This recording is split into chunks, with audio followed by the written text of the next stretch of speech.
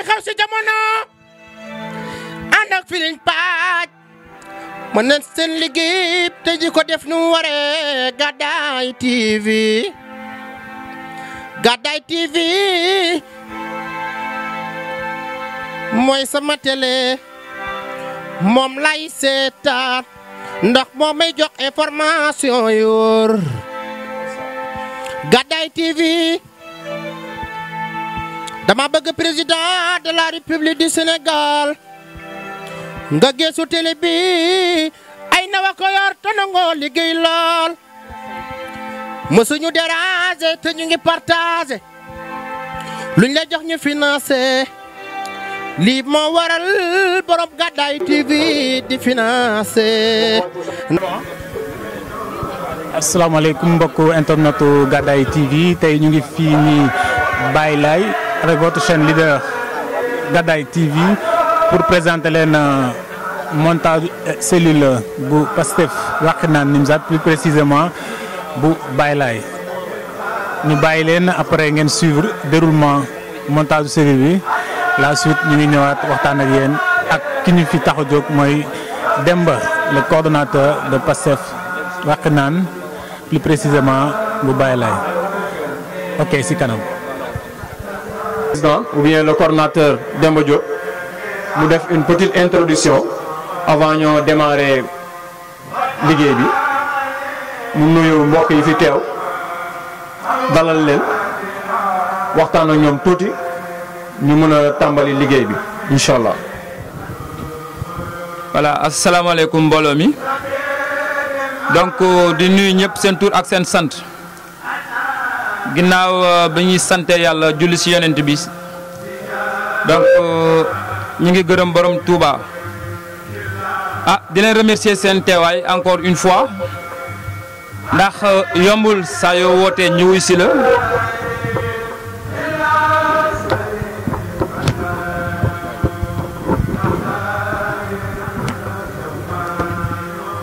xëy na yombul saa yoo wootee ñu wuy si la du loo xam ne ñun ñoo leen ko lebal waaye xëy na seen engagement ak seen cofeel ci ñun moo ko waral sur ce xam naa wax ji du bari damay introduire rek souhaiter la bienvenue à tout un chacun waa koñ bi ñi nga xam ne ay am di jàmm lañ ak waa commune bi ndaxte bu ñu nee Pastef cellule de Baye Laye la ñuy monter mën naa ne bokk na ci dernier cellule yi nga xam ne moom la ñuy monter waaye gis nañ seen Pastef ak seen taxawaay ci mouvement bi donc sans plus tarder rek damay rendre la parole au modérateur mu souhaiter la bienvenue à nos camarades de la commune parce que le coordonnateur est là d'autres membres du bureau également sont là ku ci nekk am na droit à la parole donc di leen remercier encore une fois di wax ne dina jaral parole ci kanam je vous remercie. Notre très cher coordonnateur, donc nous allons passer la parole à monsieur le coordonnateur de Wakhinane Nimzatt, monsieur Sow, ici présent. Nous allons lui passer la parole mu waxtaan ak instance bi jox leen ay quelques kàddu comme ni ko xamee comme d'habitude mu doon un gars boo xam ne il est très engagé envers la commune de Wakhinane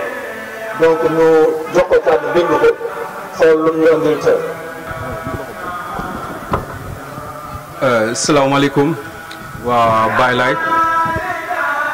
maa ngi tudd Mamadou Seye nekk le coordinateur de Wakhinane Nimzatt en même temps le coordinateur de la coalition Yewwi Askan Wi au niveau communal bon di continuer nuyoo yi di nuyoo yenn responsable yi mu ci fekk muy ñoom Oumou Khayri ñoom monsieur Gomis ak ñoom Aliou Sow et l'ensemble des patriotes que nous avons trouvés ici parce que comme ni nga xamee rek am na patriotes yu bëri yoo xam ne avant ñuy installer cellule bi maanaam ils étaient actifs donc ci kaw nuyoo boobu noonu damay jox chapeau bas à Demba moom mi nga xam ne mooy seen responsable moral di nuyu en même temps sama collaborateurs yi Abdoulahad Fall Pape Thierno et Cheikh Lo Ibou l'Incompris et tous les membres de Wakhinane Nimzatt. Bon, suñu teewaay tey fii mooy installation cellule et que comme Pastef Wakhinane nu mu koy defee ci yeneen gox yeeg goxaat yi moom lañ koy defee fii si Wakhinane. Wakhinane Nimzatt est divisé en 9 grandes zones. L'autre semaine, nous étions au niveau de Angle Mousse, bu bokk ci 9 grandes zones yi. Tey ñu ngi Baylay aussi, Baylay bokk ci 9 grandes zones yi. Et su ñuy wax zone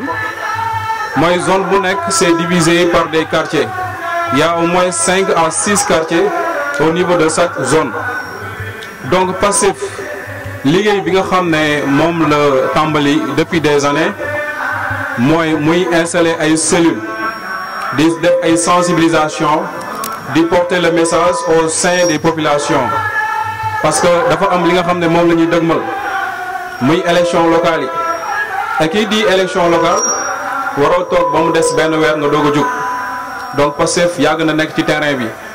même fii Baylay fii ñu toog nii avant tey installation bi mos nañ fi def benn activité loolu mooy wane ni maanaam tey ñu ngi ci coalition mais soo ngeen amee taxaw seetlu ci biir coalition bi nekk nous sommes bien représentés parce que on a été partout dans les communes dans les départements dans les régions Pastef a été partout parce que dafa am li mu doon waajal fi mu nekk nii nag ñu ngi ci ay tànnum candidat parce que ci biir coalition Yewwi Askan bi au niveau de Wakhinane Nimzatt soo boolee entité yëpp muy parti politique wala mouvement ils sont au nombre de 13 soo boolee parti yi ak mouvement yi nekk fii yëpp Wakhinane ils sont au nombre de 13 te yàlla def ñu téye coordination boobu noonu di ci def liggéey bu am solo et que puisque instant bi nii Wakhinane Nimzatt am na 7 candidats au sein de la coalition mais yàlla def na xuloowuñu xeexuñu ñu ngi xool suñu biir kan lañ war a jiital ci 7 candidats yooyu noonu parmi ces 7 y a le candidat de Pastef muy Mody Gadiaga et que tey moom ci kanam mi ngi fiy teew parce que dafa am liggéey ci liggéey yu mu nekk mais au niveau de ces 7 candidats ñun suñu taxawaay tey mooy Pastef jiite liste coalition bi et que tey nous avons tous les arguments scientifiques yi wane ne Pastef moom war a jiite liste coalition bi non seulement nous avons des arguments scientifiques mais nous avons aussi un appareil électoral qui est là palpable des preuves à l'appui et que ñun yàgg nañ def ay sensibilisation ay massification ci commune bi mais doo dajeek benn parti politique doo dajeek benn mouvement donc Sénégal moo baaxoo su mbir ñëwee rek moom ay pëccëxoo mais ñëpp xam nañ Pastef liggéey bi nga xam ne moom la nekk di def chaque dimanche wala chaque 15 jours Pastef mi ngi installé ay cellules donc loolu rek wane na ne maanaam ñun ñu ngi def liggéey bu mucc ayib donc li nga xam ne moom laay dénk waa Baylay mooy da ngeen nekk ci benn zone boo xam ne nekkul benn quartier rek moo ko composé li ñuy xaar si yéen mooy à travers cette cellule bi gën a yaatu dem si yeneen quartier yëpp su ko defee ñu bëri gën a mën a adhérer ci cellule bi ñu gën a massifier parti bi gars yi xam ne Pastef am na Baylay et que les personnes morales mooy ñu ma fi tudd sànq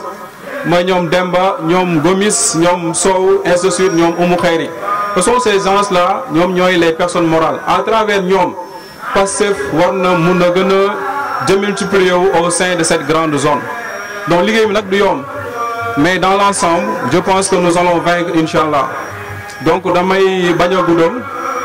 di wàcce foofu kàddu gi parce que dama war a dem ci coalition bi am na beneen liggéey bu ñu fay xaar lu jëm ci wàllum système des quotas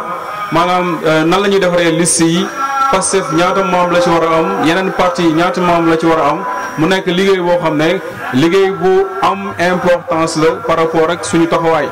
parce que aussi il faut que Pastef soit bien représenté au niveau des instances donc loolu moo taxoon ñu teel a ñëw pour jël kàddu jéem a remercier waa Baylay encourager leen par rapport ak seen liggéey bi ñu tàmbali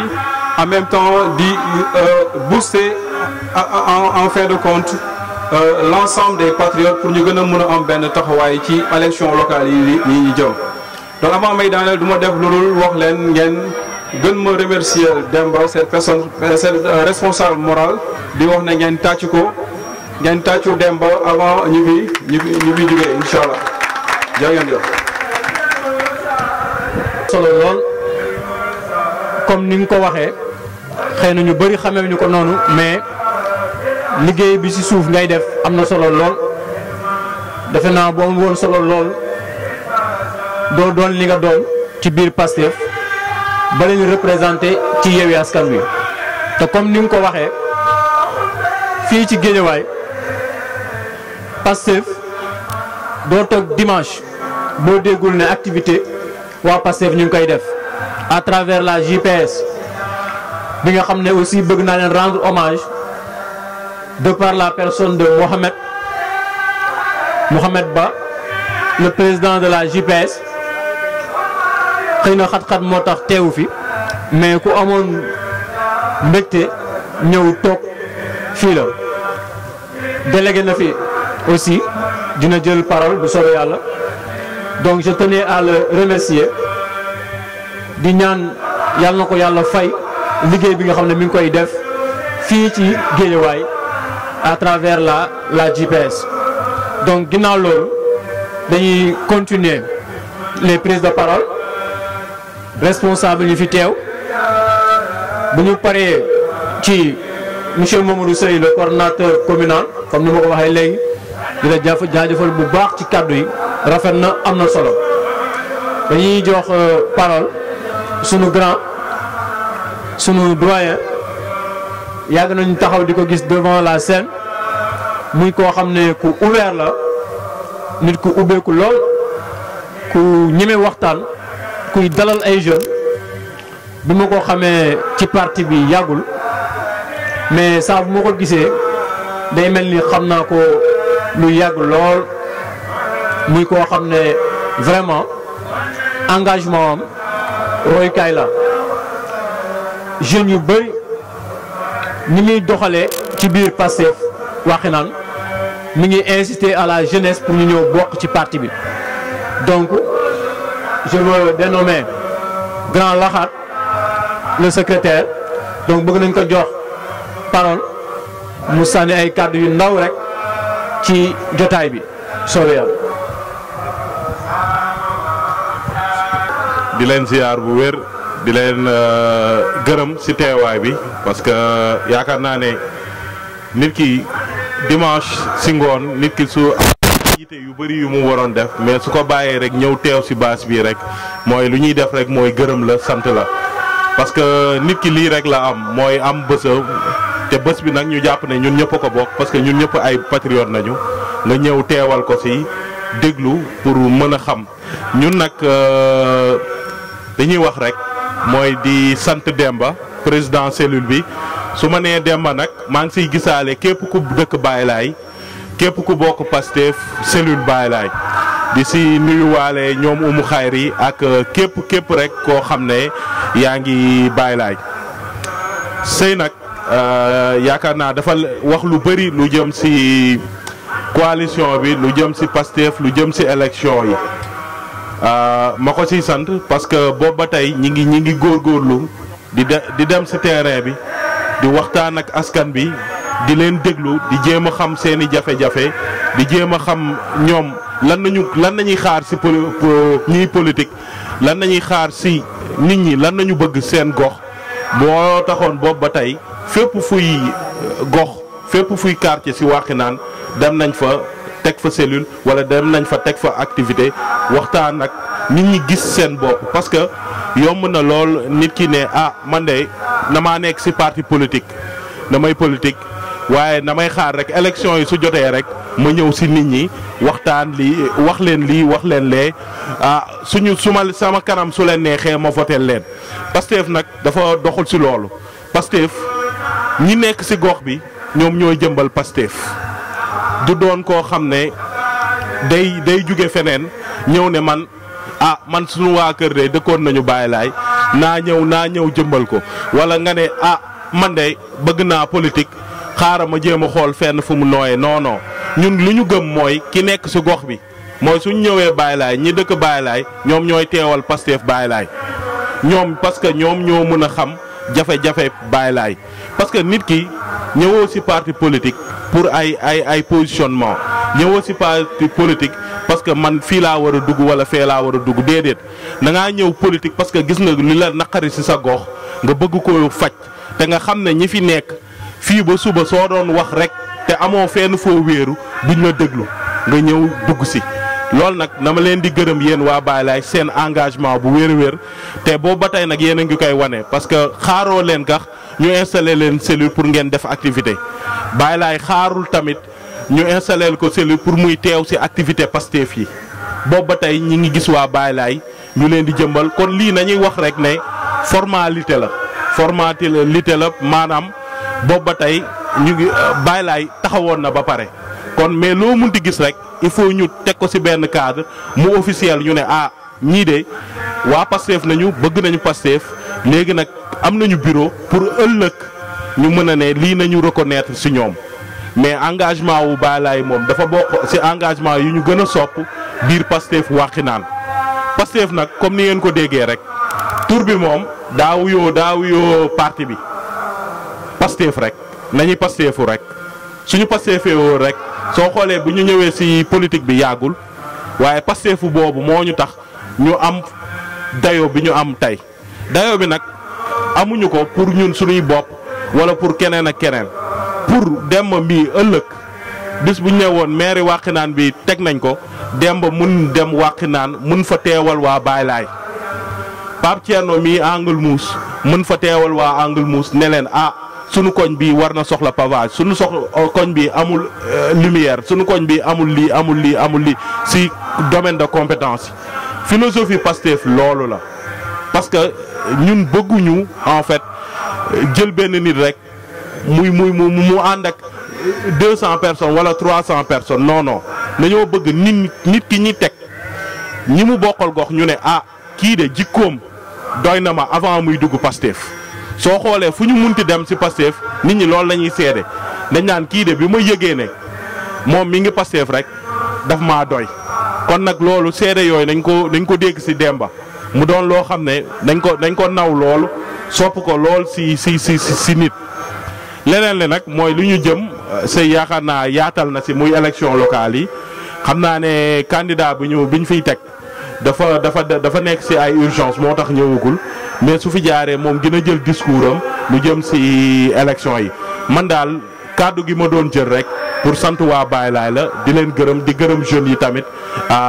wasalaam jërëjëf. léegi nag li ma ci bëgg a tegaat mooy daanaka li gën a am solo mais li nga xam ne moom moo ñu fi boole ñun ñëpp muy cellule Baye Laye cellule boobu nag bu ñu nee cellule Baye Laye waa Baye Laye dama bëgg ngeen xam ne du ñii ngeen gis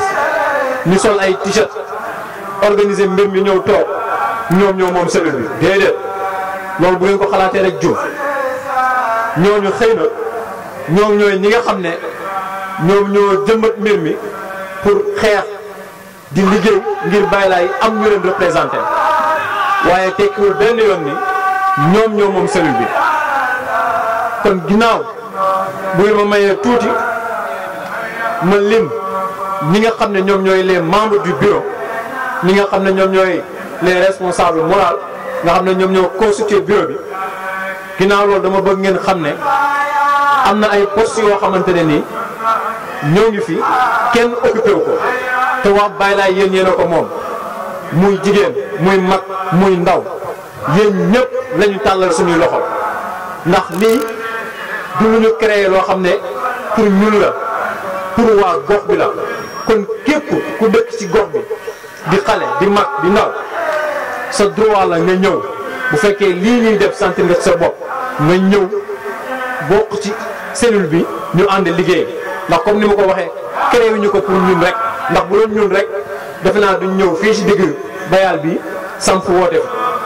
dafa nekk pour waa Baye Laye ñëpp képp koo xam ne Baye Laye ngay yeewoo rek surtout ngay ndaw aussi woo nañ la nga ñëw tàllal na la suñuy loxo nga ñëw ñu travailler poste yaa ngi fi lépp a ngi fi kon balaa maa lire bureau bi comme timis jot na ñu waajal waxtu bi bu ñu defee pause prière bu ñu jullee ba pare ñu àggale incha allah. Le responsable futur maire, le candidat à la candidature de PASTEF pour Yewwi Askan Wi di Mody Gadiaga mi ngi fii présent donc xëy na xat-xat yu ndaw moo ko teewoon mais yàlla def na mu ngi fii toog comme ni nga ko prévoir bokk na ci ñi nga xam ne war nañoo mën a jël parole ndax koo xam ne xëy na nee nañ mooy doon suñu futur maire yoon la waa Baye Laye war ko xam donc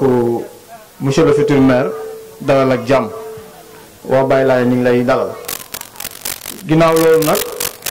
waxoon na sànq bala ñoo àggali liggéey bi bëggoon na joxe quelques xibaar ci assistance bi mooy li nga xam ne moom moo ñu fi boole muy cellule Baye Laye te ku wax cellule da ngay wax bureau muy day am un président wala boog mu am benn coordonnateur donc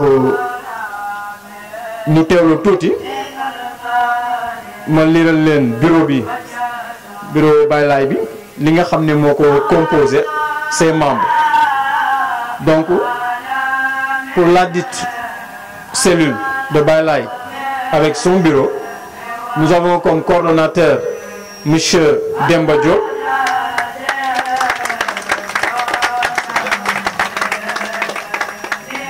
Et nous avons le coordonnateur adjoint Abdou Nian.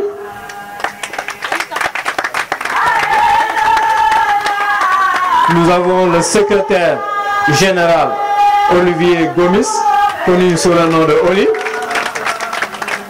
Et nous avons le secrétaire général Badafal aussi. Pour les commissions, nous allons commencer avec la commission finance. On va le coparguer. Nous avons comme président Amadou Ba. Amadou Ba, le président. Nous avons la trésorière aujourd'hui qui est à l'accueil, Mam Anta Gueye. Nous avons la trésorière adjointe, aussi responsable des ventes d'articles, mademoiselle Oumou Khairi Thioum.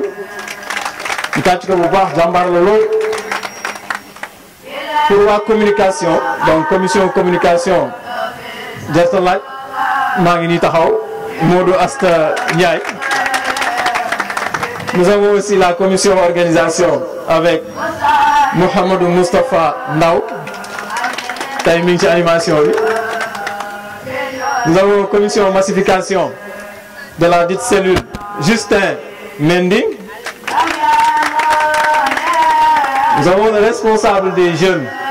M. Aline Sow. Et enfin, nous avons la responsable des femmes, Mamdiara Cham. Certes, elle est absente, mais nous l'attendons vraiment, Mamdiara Cham. Donc, voici le bureau donc, de la cellule de Baye Laye, fait à Guédiawaye, le 24/10/2021. Donc, le bureau baa ngi noonu am na yeneen poste nag yoo xamante ne nii ñoo ngi fi présent comme ni ma ko waxee sànq ñi nga xam ne ñooy waa Baye Laye mu ngi leen ciy xaar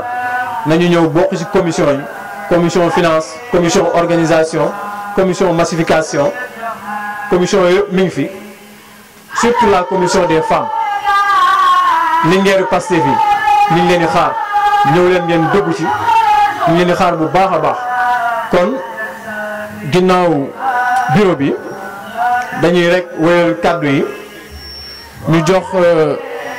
la parole à monsieur Pape Thierno Diop du coordonnateur JPS Italie, aussi le coordonnateur de la cellule de Angle Mousse mu teew fi bàyyi ay itam yëpp ñëw teew depuis 17h ba léegi mu ngi fi toog boobu ba léegi tàyyiwul di ku jàmbaar lool ci waa Pastef donc kon ñu naataal ay kàddoom xool lu ñu indil tey. asalaamaaleykum waa cellule Baye Laye ñu ngi leen nuyu bu baax a baax di leen ñaanal jàmm bon di kontaan aussi ci taxawaay bi ngeen am voilà ndax gis nañ ni ñu Pastef ngeen ndax génn ngeen massivement wuyu si ci woote parti bi voilà parce que parti bi lu koy dooleel mooy cellule yi te gis nañ vraiment génn ngeen ak doole bon comme ni ko la frère Lahat waxee woon sànq rek ok comme ni ko le frère Lahat waxee woon sànq rek voilà parti bi moom dafa am lu ko animé muy don de soi pour la patrie te aussi ñun Pastef ni ñuy politiquer bokkut ak yeneen parti ni ñuy politiquer ndax boo gisee ñi nekk fii kenn jox leen xaalis quoi voilà dañoo ñëw. merci ah bon kon ni ma ko waxee rek ah boo ñi nga gis ñi taaw fii yëpp kenn jox leen xaalis dañoo gis que ni war nañoo amal njariñ seen gox ñu génn ñëw teewe bis bi voilà ba tax na daal ñu ngi remercier bu baax a baax waa cellule Baye Laye di teg nuyoo bi suñu loxo frère Demba Diop ndax moom ku yàgg am engagement la quoi voilà moom ñëpp xam nañ ni mi ngi yàgg naa liggéey pour gox bi voilà ci association yeeg ci leneen ak leneen ñu ko ci félicité bu baax a baax ndax dañoo war a xam ni doomu réew mooy defar réew ndax gox boo si nekkee da ngaa war a dox ci li développé gox bi liy jëmale gox bi kanam waroo des ginnaaw te loolu lay def chaque jour ba tax na ñu ngi koy jaajëfal bu baax a baax le frère Demba Diop voilà di wax ni incha allah ñu ngi kontaan trop ci taxawaay bi di wax ni waa Baye Laye ñu ngi leen encouragé ñu continuer liggéey bi parce que Pastef li rek la soxla voilà li la soxla mooy que ni am ay cellules ndax cellules yi boo xoolee ñoom ñooy appareil yu parti bi ñoom ñooy dooleel parti bi ndax moom mooy à la base voilà et pour cela man li may def rek mooy di leen remercier di leen jaajëfal bu baax a baax ci engagement patriotique bi ngeen am ndax lii rek la doomu réew mënal réewam ndax yéen xam naa ne am ngeen yaakaar ci projet politique bu Pastef moo tax ngeen ñëw fii teew di déglu laka la parti di wax en tout cas daal du ma sori damay bàyyi kàddu gi rek après xam naa monsieur le maire dina ñëw voilà ñu ngi lay dalal jàmm di wax incha allah bu ko defee moom xam naa bu duggee dina gën a yaatal ñuy remercier suñu frère di parti yi fi teew yëpp di leen wax ne incha allah dinañ continuer liggéey pour Pastef gën a jëm ci kanam bu ëllëgee Sénégal mën cee jariñu doomi réew mi seeni avenir mën a jëm kanam jërëjëf. kon dañuy ñëw jox la parole à monsieur le futur maire kon mu ngi fii toog defe naa ne lii occasion la pour moom mu mën a xam waa Baye Laye ndax kuy candidat soxla nga xam ñi nga xam ne yaa ngi bëgg a laaj seen i kàq ñooñu war nga leen mën a xam bu baax ñooñu ñu xam la kon moom mi fi ñëw tey defe naa ñëw na fi pour ñaari teewaay benn bi muy ñëwal waa cellule bi cellule Baye Laye beneen teewaay bi ñëw comme candidat wu Pastef Wakhinane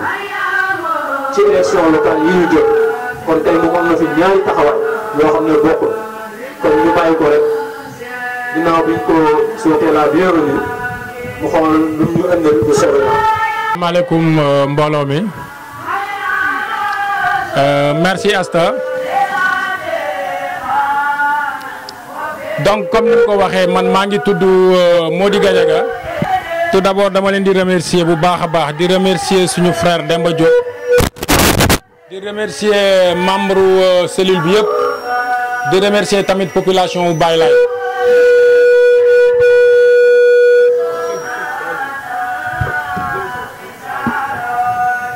di remercier donc population Baye Laye bu baax a baax ci teewaay bi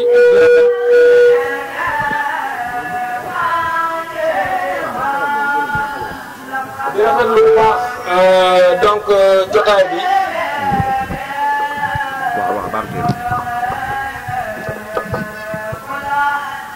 waaw donc damay nuyoo waat di nuyu mbooloo mi bu baax di remercier suñu frère Demba Diop di remercier membre cellule bi yëpp waaw ñu teew fii nag tey ci seen montage cellule bi nga xam ne ñu ngi koy defee Baye Laye fii waroon fee teew nag bu yàgg mais yitte yi nga xam ne moo ñu teewoon rek mooy yi jëm ci coalition bi comme ni ngeen ko xamee dañu bokk ci benn coalition bu ñuy wax Yewwi Askan Wi te coalition boobu noonu dafa bëri parti ak mouvement yoo xam ne ñu ngi ci di xool nag kan la ñuy jël ci ñun pour mën a nekk candidat ci mairie bi ci liggéey boobu la ñu nekkoon boobu léegi mais maa ngi leen doon suivre préparation yi pour monter seen cellule bi di kontaan trop nag teew fii tey di leen xamal ne malgré dëkkuma Baye Laye mais Baye Laye koñ bu ma xam la puisque defe naa ñeent fukki at maa ngi biir Wakhinane Nimzatt amul quartier boo xam ne réer na ma biir Wakhinane Nimzatt et yàlla bu defee nag suba ci coalition bi man la ñu tànn yàlla def ñu liggéey ba ñu nekk maire du ñu nekk maire yooyu nga xam ne maire fantôme lañ leen di woowee du ñu nekk maire yooyu nga xam ne seen tour mooy nekk ci gox bi mais presque mën naa wax ne kenn xamu leen ci gox bi xam nit nag yomb na yombul puisque tey bu ñu waxee Pastef wax Baye Laye Demba Diop la ñuy wax ak waa cellule bi ñun nag waa Pastef dafa am noo xam ne noonu la ñuy defee politique defuñu politique pour jiital benn nit mu nekk ci kanam di dogal di wax lu ko neex di def lu ko neex moo tax depuis 2017 liggéey bi ñu liggéey ci terrain bi boobu ba léegi amul kenn ku mën a taxaw moom dong mu ne man dong maa liggéey bi wala man maa jiite ñu liggéey liggéey bi ñuy liggéey dañ koy liggéey ci mbooloo amul kenn ku mën a génn ci biir Pastef taxaw ku weesu Ousmane Sonko même ci gox-goxaan yi ku weesu Ousmane Sonko au niveau national di wax ne Pastef li mu def fii maa ko ko def lépp lu Pastef def ci gox ci liggéey ci activité mbooloo moo ànd def ko donc loolu mooy waral parfois Pastef bu jiite leen benn nit ci gox nit ñi duñ ko xam bu baax bu weesoo fi nga xam ne fa la dëkk nit ñi duñ ko mën a xam niñ ko war a xamee comme yeneen politiciens yi ni ñuy defee politique yor seen xaalis dox ci biir askan wi di joxe di maye di def lu nekk pour seen tur mun a dem ñun du noonu la ñuy defee politique. ah bien vrai que nag ci wàllu wërsëg yàlla am na lu ñu dénk mënoon nañu def comme politiciens yooyu mais nag dañoo dugg ci Pastef pour changer mentalité yi pour changer li nga xam ne moom moo fi am ay ati at ñuy nax suñu yaay yi di nax suñu papa yi di leen jox ay saako ceeb di leen jox xaalis ñuy topp ay politiciens yoo xam ne bu subaa bu ñu jàllee kenn dootu gis ci askan wi ñun nag ñaanuñu yàlla suba am loo xam ne askan wi daf ñu koo jox wala askan wi daf ñu koo dénk ñuy dox di dem di doxal suñu bopp di bàyyi askan wi tey ngeen jàpp Baye Laye lépp loo xam ne tey Pastef am na ko fii ci Wakhinane Nimzatt jàpp leen ne Demba mii mooy seen maire ñun la ñuy jiital pour ñu dem di dagaan baatu askan wi waaye bu ñu jiitalee pour ñu dem di dagaan baatu askan wi bu ñu duggee Baye Laye du ñu jiital kenn lu dul Demba ak cellule bi donc lépp loo xam ne Pastef dina ko def wala Pastef dina ko am fii ak suba loo xam ne ñoo ngi ci jëm muy élection yi nga xam ne ñëw na ba pare Pastef mu nekk ci coalition bi mu demal boppam lu ci mënti nekk nañu jàpp ne yàlla bu ñu joxee li nga xam ne moom la ñuy séntu muy mairie bi nañu jàpp ne dañ cee war a liggéey bu tax suba suñu président nekk président de la république loolu mooy suñu objectif du ay xëccoo ay mairie du loolu mooy mujjantalu mbir mi mujjantal bi mooy ñu fexe ba suñu leader ñu koy wax Ousmane Sonko ñu fexe mu nekk président wu Sénégal puisque suñu mbébét ak suñu bëgg-bëgg suñu lépp tant que jiitewul réew mi li nga xam ne loolu la ñu bëgg projet bi nga xam ne moom la Pastef porté projet bi duñ ko mën a réaliser au niveau du Sénégal donc encore une fois de plus pour gàttal dama leen di jaajëfal di rafetlu vraiment jotaay bi di kontaan ci ni ngeen waxtaanee ba monter seen cellule bi ci jàmm ak salaam mu ñaan nag di leen wax ne liggéey bi des na lu bari am na loo xam ne mu ngi suñ kanam loo xam ne laaj na dox laaj na wax guddee bàyyi sa kër xiif lépp ngir suñu askan mën a jëm kanam donc ma leen di gën a ñaaxaat que ne nag vraiment bu ñu jógee ba dem ci loolu bu kenn sàgganee dara lu waay am ci xam-xamam ci am-amam ci temps na ko ñëw def ci li nga xam ne mooy suñu projet pour ñu mën ko réaliser di leen jaajëfal di leen remercier merci. macha allah ginnaaw loolu dañuy ñëw jox la parole monsieur Cheikh Lo moom mi nga xam ne il a été délégué par Mohamed Ba le président de la JPS moom mi nga xam ne waroon na fi teew mais xëy na problème de temps moo tax ñëw kon dañuy jox la parole monsieur Cheikh Lo. salaamaaleykum waa Baye Laye ñu ngi leen di nuyu kenn ku ci nekk sa tur ak sa sant di nuyu aussi sama frère et sœur patriotes yi nekk ci présidium bi di nuyu président Demba moom mi nga xam ne moom moo jiite cellule bi di jël nuyoo waa cellule bi yëpp di ko teg ci loxoom. ñun nag tey dañ fi ñëwal ki nga xam ne mooy sunu président au niveau de la JPS muy monsieur Mouhamadou Ba dafa am empêchement moo tax ñëwul tey mais dafa doon koo xam ne nii tey waa Baye Laye yëpp xam nañ ko liggéey bu am solo bi muy def ci élargissement massification Pastef au niveau de Baye Laye waral waa Baye Laye ñëpp ràññee ko kon bu fi teewul am empêchement war na am ku mu fi yebal moo waral mu yebal ma fi. mais daf ci amoon loo xam ne daf ma ko waxoon su ma ñëwee ma appesanté wu ci parce que bu ñuy installer cellule wala bu ñuy officialiser cellule on a tendance à sortir du sujet mooy wax lan mooy njëriñu cellule ci parti. parce que tey mun nañu jàpp ne tey Pastef tey bu dee ab kër nañ jàpp ne cellule bi mooy doon fondement bi waaw te fondement bu dëgërul kër gi du dëgër te parti bi dafa organiser woo noo xam ne ni dafa am ñetti pàcc yooyu noonu cellule ci la bokk section communale ci la bokk coordination départementale ci la bokk directoire régional ci la bokk loolu mooy benn pàcc beneen pàcc bi congrès bi la constitué ak comité stratégique ak tamit li ñuy waxee comité de pilotage bu weesoo loolu dañu am ay mouvement yi nga xam ne mi ngi ci biir Pastef muy mouvement des jeunes de la JPS mi nga xam ne ñoom laa fi teewal tey mouvement des femmes mouvement des cadres patriotes ak mouvement des enseignants mais tey li ma doon gën a appesanté wu tey mooy tey liggéey bi nga xam ne nii tey waa cellule Baye Laye ñun yàgg nañoo dégg cellule Baye Laye kañ lañ koy installé activité yu ñu mës a def section communale Wakhinane Nimzatt activité bépp bu mës a def compté nañ ci ay des hommes et des femmes yoo xam ne Baye Laye li ñuy jóge jàpp ci JPS Wakhinane Nimzatt lépp lu mu mës a organisé depuis sa création am na ay membres yi nga xam ne bokk nañ ci cellule Baye Laye bi yoo xam ne yàgg nañ koo porté comme damay delluwaat ci li laxaat waxoon sànq lii formalité kese la mais cellule Baye Laye peut-être ñun ñi nga xam ne nii ñun ñoo nekk Pastef cellule Baye Laye existé nañu si ñun depuis longtemps kon lii formalité kese la. di woo ki nga xam ne moom mooy le coordonnateur de cette dite cellule muy Demba di ko woo di ko ñaax ci liggéey bi parce que liggéeyu cellule tabax fondement nekkul lu yomb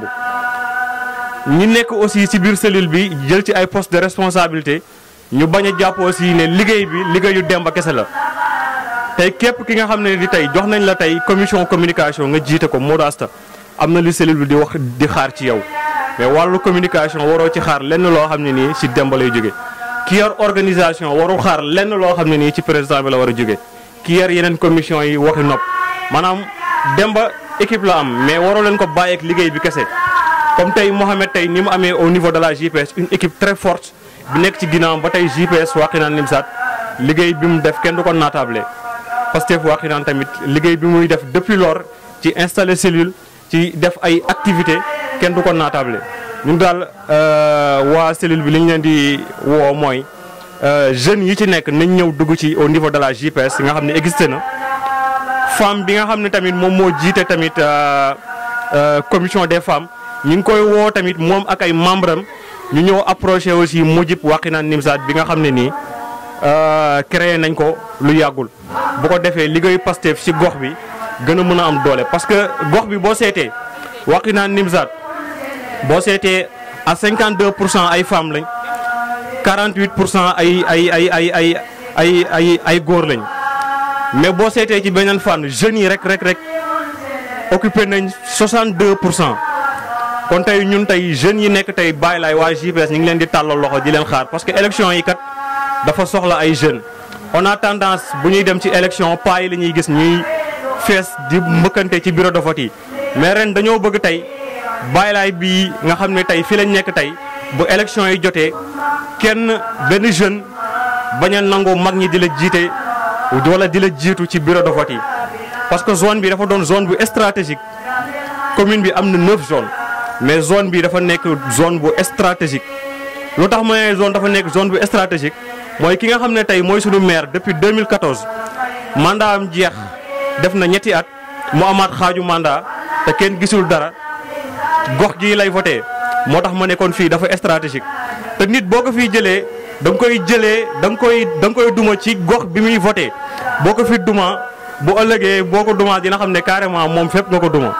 foofu la ñuy daanalee kàddu yi di leen féliciter yéen waa cellule bi bu baax a baax a baax. wax nga wax ju am solo sànq rek moom laa doon wax mooy importance su cellule comme ni mu ko waxee mooy fondement wu parti bi pour mu am ci lu mu reposé wu mooy cellule ndaw na lool cellule bu ñu ko jëlee dans sa définition ndaw na lool mais moo ëpp solo fuuf importance bu rëy bu mag a mag la am ci biir parti kon message bi mu lancé à la jeunesse mi ngi ñaan la jeunesse de Baye Laye nañu ñëw OIC bokk ci JPS yi femmes yi aussi def la même chose bu ko defee Pastef gën a am doole biir Guédiawaye surtout biir Wakhinane Nimzatt donc li des nag mooy bëgg nañoo joxaat parole kenn ci membre waa cellule muy le responsable des jeunes ñu koy wax Aliou Sow bëgg nañ moom au moins di kenn ci bureau bi ginnaaw Demba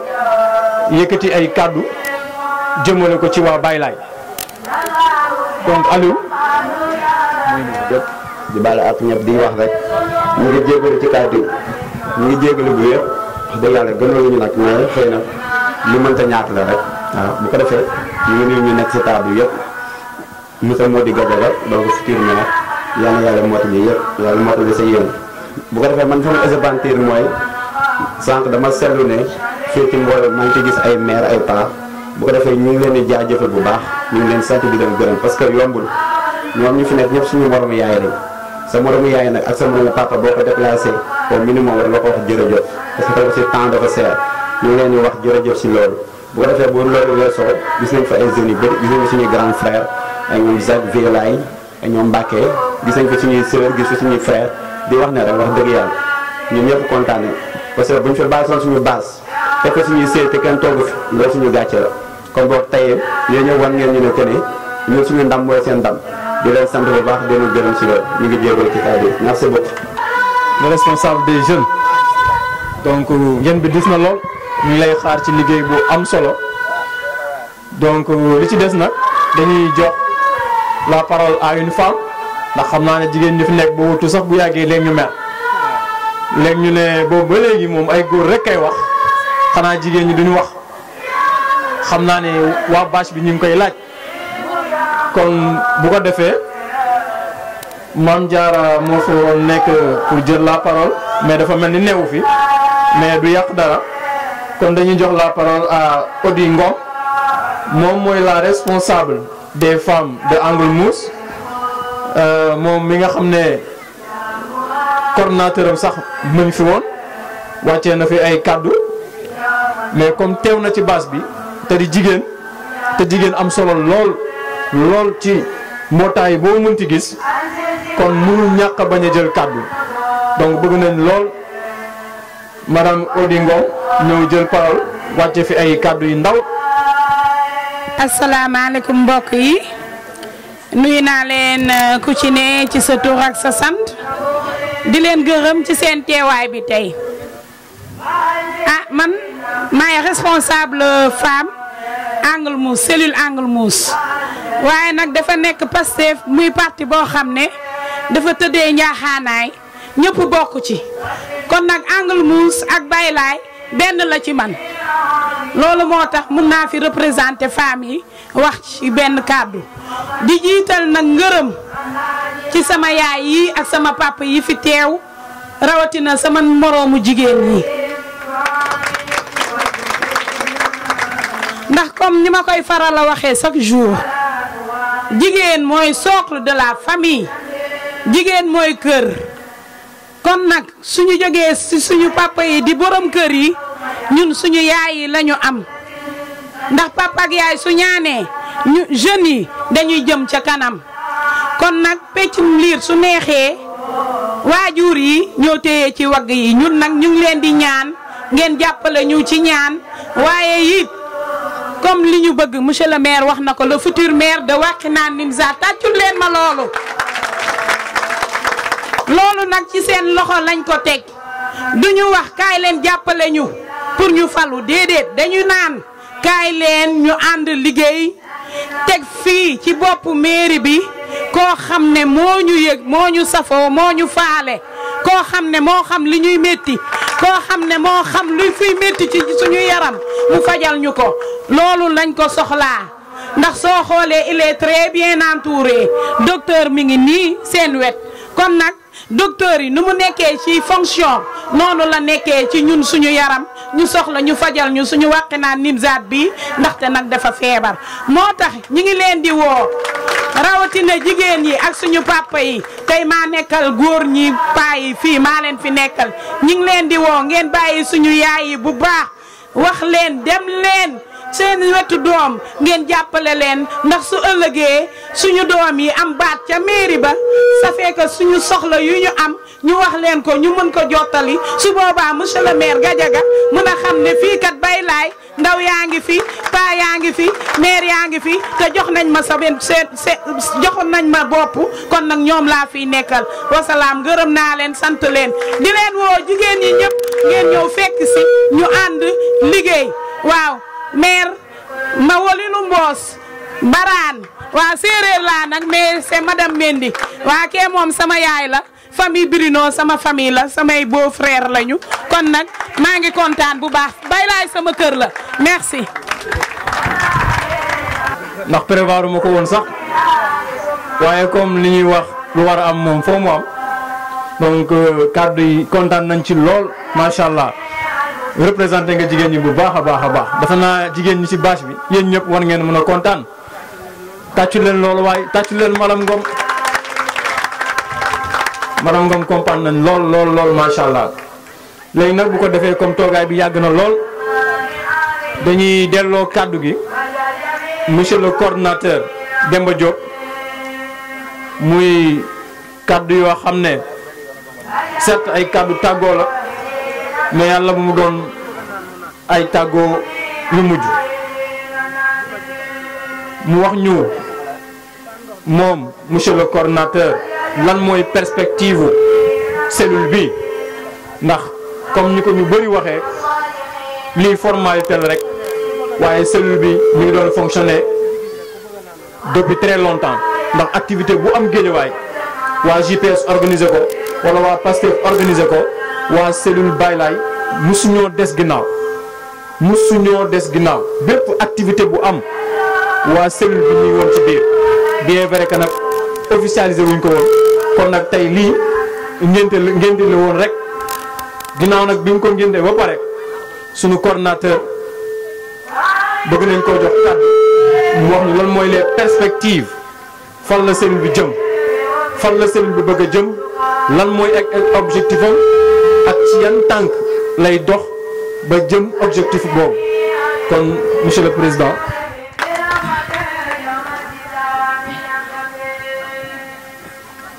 donc asalaamaaleykum encore une fois assemblée bi di remercier ñi fi jot a jël kaddu yëpp di souhaiter encore une fois la bienvenue à notre maire ma dootuma wax futur mais damay wax notre maire ndax damay wax nit ak lu mu mënti doon balaa nga koy réaliser day am yéene booy jàpp te yéenewul sax am na foo toll boo yéenewut amoo njàpp booy sangu it am na foo xam ne boo fa yeggee te yéenewoo amoo sangu donc faw ñu yéene di remercier assistance bi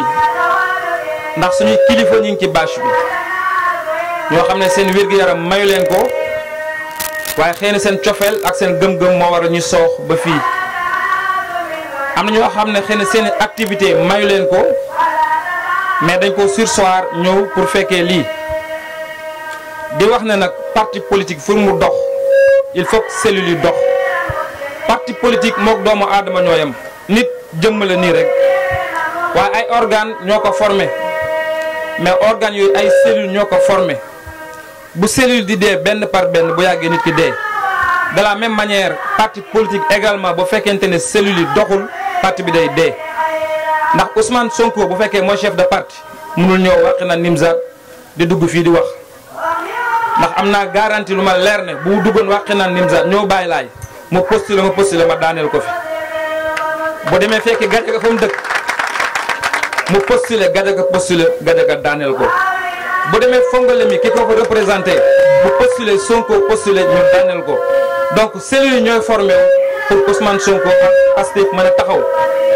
du coup il faut nga xam ne nag ñun ni ñuy politiquer bokkul ak ñeneen ñi looloo tax ñun bokkoon nañ ci ay parti politique mais dañoo bokkul idéologie bokkuñu gis-gis moo waral ñu génn fa bu doon bëggul yomb rek mooy taxaw dugg ci politique xaw ma keneen mais man moom kon ba léegi am na fu ma nekk te am na lu may yor tey xëy na mën naa di liggéeyante dara mu tëma su ma bëggoon lu yomb am na fu ma doon dem mu gën a yomb ci man. élection yi jëm nag élection municipale la mooy gox-goxaat il faut ñu ñeme koo wax jaar ci digg bi man du ma ne nañ jël Pastef seet Gadiaga doy nañu mu dem dañuy commencer par ki fi nekk ba pare ki fi nekk lan la fi def dañ ko jox un mandaam jeex na comme patron mooy buur di bummi mu yokkal leen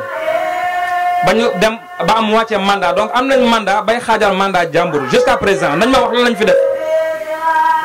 politique de jeunesse ndaw yi nañ ma wax rek lan la fi mairie bi def loo xam ne ndaw yi ku ñëw gis sa bopp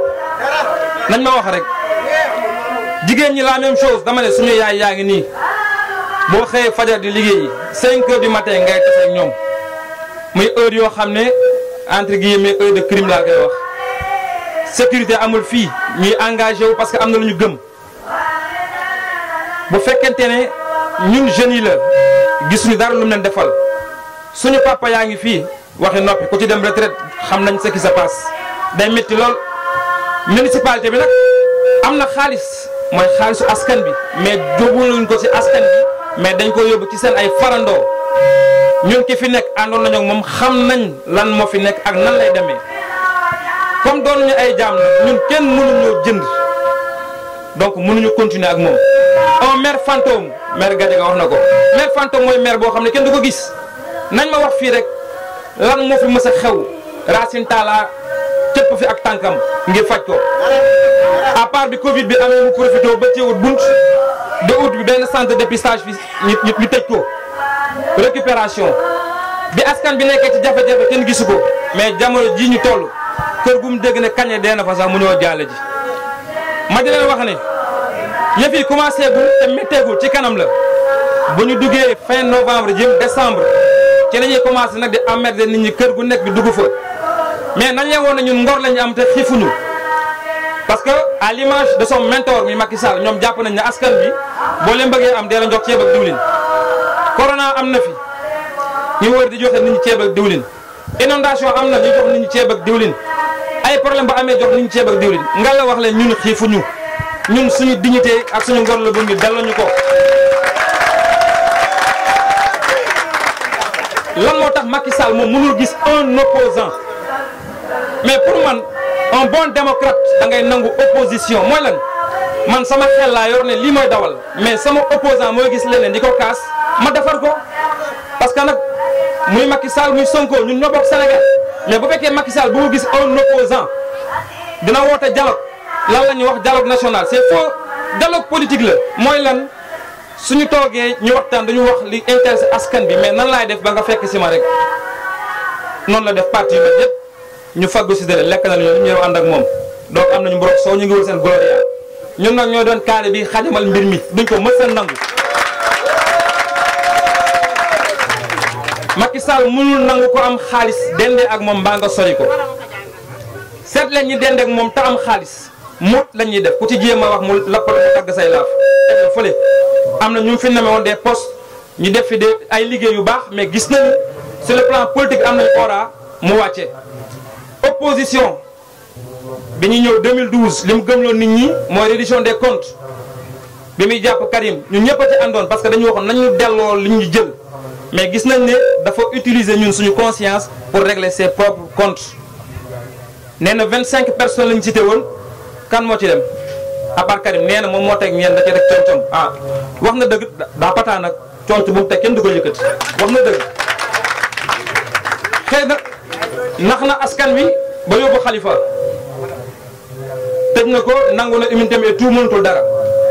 tant tenté na ko ci Sonko ça n'a pas réussi et ça ne réussira jamais parce que dañ koy wax ne que moom lépp lu mu gëm ñun gëm nañ lu ko raw